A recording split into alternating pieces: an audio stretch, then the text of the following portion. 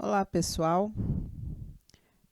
Eu sou Carolina Vanessa e nessa aula de edema, que faz parte da aula de fisiopatologia das doenças cardiovasculares, nós vamos conversar um pouquinho a respeito dos conceitos, das definições, das causas que compõem essa doença cardiovascular que nós conhecemos como edema.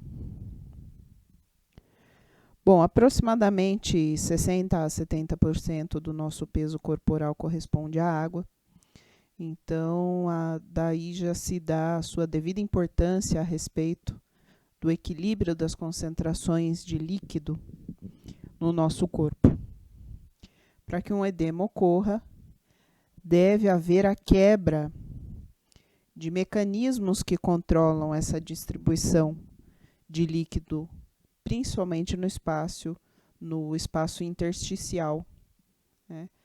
Por esse motivo, o edema é definido clinicamente como um aumento aparente, portanto visível a olho nu, do volume intersticial presente, o volume líquido presente no interstício, que pode variar de alguns mililitros a vários litros, como é o caso do hidroperitônio, que nós vamos conversar, né?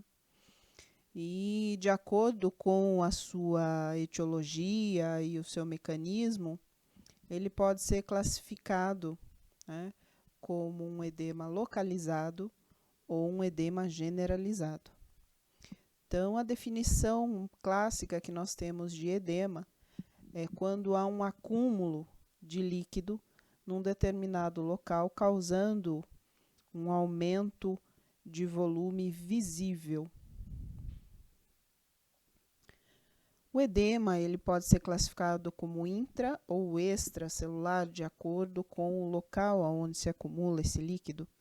Se intra ou se extracelular, lembrando que o líquido obedece o transporte transmembrana, então, portanto, obedece à questão da osmose, cuja principal função é manter o equilíbrio das concentrações. Quando ele é intracelular, esse edema está associado à depressão do metabolismo celular, muitas vezes causadas por um processo inflamatório. E quando extracelular, esse acúmulo de líquido é causado pela saída anormal de líquido dos capilares ou pela incapacidade, na maioria das vezes, do sistema linfático em fazer todo o retorno do líquido, né? O que é extremamente comum devido à alimentação com grande quantidade de sal. Lembrando aí a questão da osmose, né? É função dos rins fazer a retenção de líquido quando perceptível grande concentração de sal, para ativar a osmose e assim manter o equilíbrio das concentrações. O equilíbrio de Stirling é o equilíbrio que rege as forças fisiológicas que controlam o movimento do líquido no nosso organismo, né? Esse movimento ao longo do leito capilar. E quando esse equilíbrio é alterado, dá origem ao que nós chamamos de edema, né? Esse fluxo de líquido, eles dependem da permeabilidade da parede dos capilares, da pressão hidrostática e da pressão osmótica. Nesse slide eu coloquei para vocês as categorias fisiopatológicas que sustentam a etiologia do edema, né?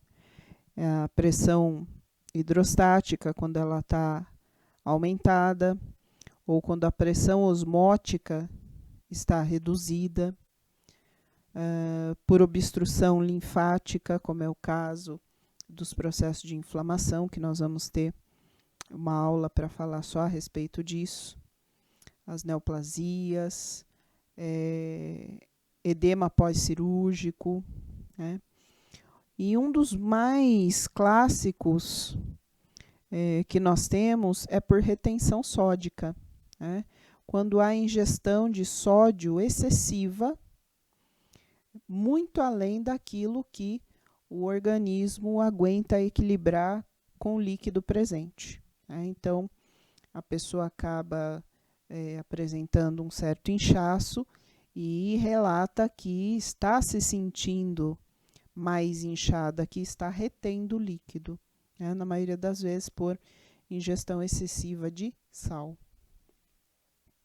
O edema ele é classificado em 6 tipos. 5 tipos são localizados e um tipo é generalizado. Então, dos tipos localizados, nós temos o hidrotórax, que é o acúmulo de líquido na cavidade torácica. O hidroperitônio, também conhecido como ascite, que é o acúmulo de líquido na cavidade peritoneal. O hidropericárdio, que é o acúmulo de líquido na face que reveste o músculo cardíaco. A hidrartrose, que é o acúmulo de líquido nas articulações. E a hidrocele, que é o acúmulo de líquido na bolsa escrotal, que reveste os testículos. A anasarca é o edema intenso e generalizado, ou seja, há um edema em todo o organismo, em todo o corpo, em todas as estruturas, e que fatalmente acaba evoluindo para um óbito. Então, nessa imagem aqui nós temos uma imagem de hidrotórax, e o exemplo mais clássico que nós temos de hidrotórax, para citar, é o edema agudo de pulmão, uma vez que os pulmões, por questão de localização anatômica, ficam na cavidade torácica. Então, o acúmulo de fluidos, de líquidos nos pulmões gera um edema agudo de pulmão, o que podemos classificar como hidrotórax.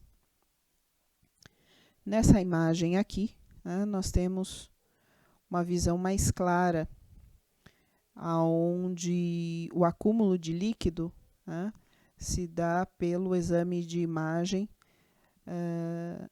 onde não há translucência, onde há uma mancha branca, evidenciando um acúmulo de líquido ou fluidos.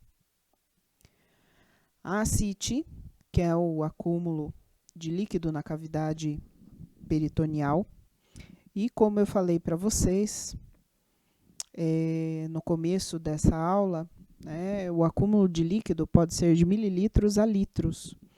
A ascite é o maior exemplo que nós temos da drenagem de litros de líquido. A ascite é causada por doenças anexas que acabam afetando o fígado. Entre elas, hepatite B, hepatite C, o câncer hepático e, principalmente, a cirrose hepática. A cirrose hepática, que pode ser uma cirrose medicamentosa ou, como acontece na maioria dos casos, uma cirrose alcoólica, uma cirrose hepática etílica pelo consumo excessivo de álcool, gerando a intoxicação e a lesão das células que compõem o fígado, dos hepatócitos, lesando o tecido e o órgão como um todo, gerando um processo de edema que nós classificamos como hidroperitônio, também chamado de ascite. Nessa imagem aparece para vocês de que maneira é feita a punção, a drenagem, e existem, infelizmente, relatos de drenagem de pacientes com ascite, onde a equipe de enfermagem chega a drenar de 5 a 8 litros de fluidos da cavidade peritoneal. O hidropericárdio, que é o acúmulo de líquido na camada fibrose serosa que reveste o músculo cardíaco, conhecida como pericárdio. a hidrartrose, né, chamado por alguns de gota, é o acúmulo de líquido em pessoas que realizam atividade física intensa sem preparo, ou seja, todo aquele que faz atividade física intensa, os chamados atletas de finais de semana, sem realizarem alongamento, sem exercerem atividade física constante, sem fortalecerem a musculatura e acabam por si lesando suas articulações.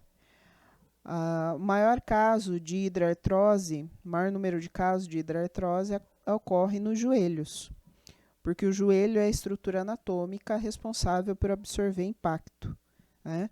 Todo o impacto do nosso peso é projetado ao joelho, seja numa caminhada, seja em salto, seja subindo e descendo escada, seja pulando. Todo o nosso impacto de atividade física feita de maneira bípede, feito em pé, é projetado para os joelhos. Então, por isso é a estrutura anatômica mais afetada quando a gente fala de hidrartrose. A hidrocele, que é o acúmulo de líquido, né, na bolsa escrotal, que reveste os testículos, e ela ocorre por atividades de impacto nos homens, de atividade de impacto com o testículo.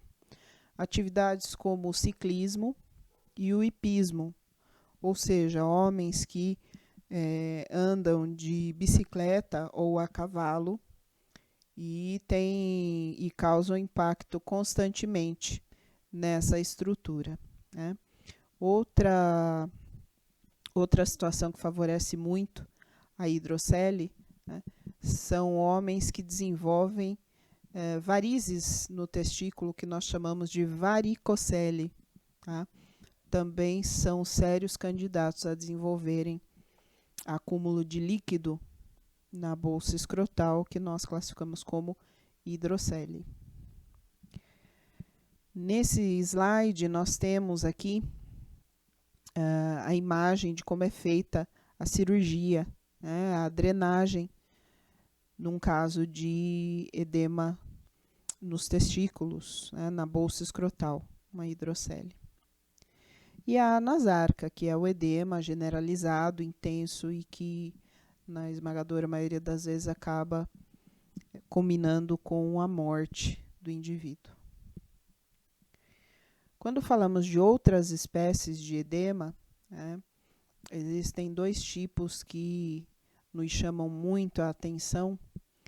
Um deles é causado por obstrução do sistema linfático através de parasitas de uma doença parasitária chamada filariose, que causa o sinal clínico característico que nós conhecemos por elefantíase, gerando um aumento excessivo da estrutura anatômica. Então, a filariose, né, que causa o sinal clínico da elefantíase, também é classificada como um edema. E alguns processos alérgicos, ou até mesmo alguns processos infecciosos por alguns micro-organismos, algumas bactérias, podem causar um edema extremamente perigoso, que nós chamamos de edema de glote, que é a estrutura responsável por delimitar o ar que nós respiramos, né? Quando nós nos alimentamos e quando nós falamos. Essa estrutura é a glote, né? Por onde entra o ar, passa o ar que nós respiramos. Quando há um edema, essa abertura para passagem de ar, ela se fecha. Então, a pessoa pode vir a falecer de asfixia por edema de glote. Quando falamos em edema, falamos do acúmulo de líquido, né? E o acúmulo de líquido, ele pode ser classificado de duas maneiras. Esse líquido ele pode ser classificado como transudato, né, ou exudato. O transudato é o líquido normal, fisiológico, né, presente aí nos vasos sanguíneos e que acaba extravasando pelos capilares, tá, por N motivos que possam vir a desencadear algum edema. O exudato ele está sempre associado a um processo inflamatório e algumas vezes até mesmo a um processo infeccioso. O exudato é o líquido rico em proteínas, porque é um líquido com grande quantidade de células de defesa e proteínas. Se a origem do edema ainda estiver associada a um processo infeccioso, nós ainda temos a classificação do exudato como exudato purulento, que é a presença de pus, ou seja, várias e várias células de defesa que morreram e estão se liquefazendo, dando origem ao pus. Então, nós temos esses dois líquidos, o transudato, como líquido fisiológico, e o exudato, como líquido patológico. Como que nós conseguimos avaliar a questão do edema? Através de uma técnica muito antiga, onde nós pressionamos o local inchado e retiramos a mão para ver se afundou, né? Essa marca que fica do nosso dedo, da pressão do nosso dedo sobre o local com edema, se chama sinal de Godet, ou marca de cacifo, tá? Para alguns. Então, de que maneira? A gente pressiona através do polegar por cerca de 10 segundos e fica observando se há uma depressão, se o local afunda. E aí nós vamos comparando a profundidade da depressão e quanto tempo ela leva para voltar ao normal, emitindo um valor em escala de cruzes, né? Quanto mais cruzes, maior o sinal, portanto, mais extenso, mais profundo é esse edema. Aqui um esquema clássico da feitura da marca de Godet.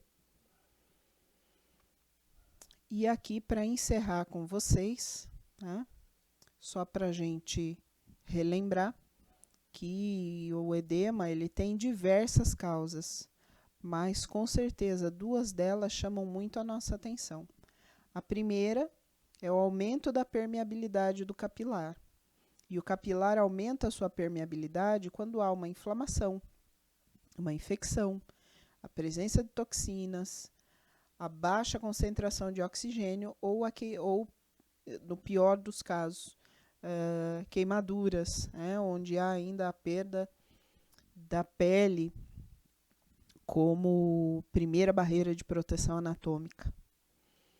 Ou por bloqueio do retorno venoso, que pode ser causado por neoplasias, que nós vamos estudar numa outra oportunidade, por infecções parasitárias, como eu expliquei para vocês a respeito da filariose, evidenciando o sinal clínico da elefantíase, ou por obstrução linfática, muitas vezes em decorrência de má postura, muitas e muitas horas sentados na mesma posição. Espero que vocês tenham gostado. Essa foi nossa aula sobre edema. E na nossa próxima aula nós vamos falar sobre hiperemia. Até a próxima. Beijo a todos. Tchau, tchau.